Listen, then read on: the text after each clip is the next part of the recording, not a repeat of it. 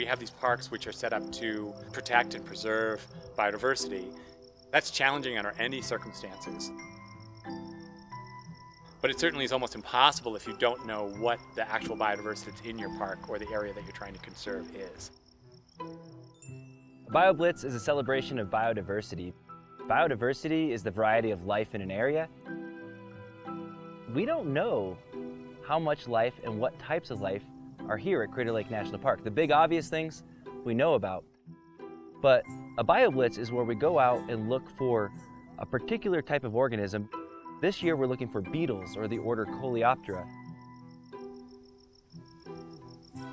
The wealth of biodiversity that are in these parks, 99% of it is something that could fit in your hand.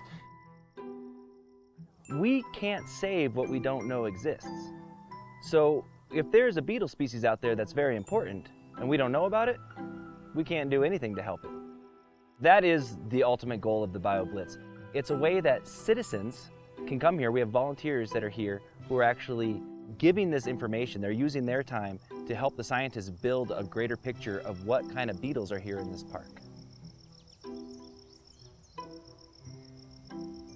Getting this sort of baseline data of what biodiversity is there not only shows us what's there, which is just intrinsically interesting for its own purpose, but it also begins to set a baseline. And that baseline data set is what we then can use, and not just scientists, but the general public and those land managers, the stakeholders in that BioBlitz, can use those observations then on into the future to understand if things are changing.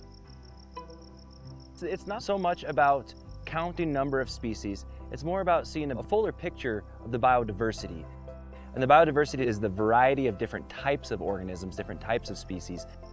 I do believe that in their past BioBlitzes that they have expanded the number of things they now had recorded from the park, but also confirmed that some of the things that were reported historically are still present. So even if it's not a new discovery for the park, it still creates another piece of data that tells us, yes, that thing still lives here and is still thriving or maybe struggling, but we begin to learn something about it. I think that has an intrinsic value to the park for its long-term future, but it also just has an intrinsic social value when you ask questions about why do we have these parks. And there's lots of ways to answer that question, but one of them is that the parks are these areas where we go to appreciate the wildlife there. And this is a way of tapping into some of that wildlife at all sorts of different levels.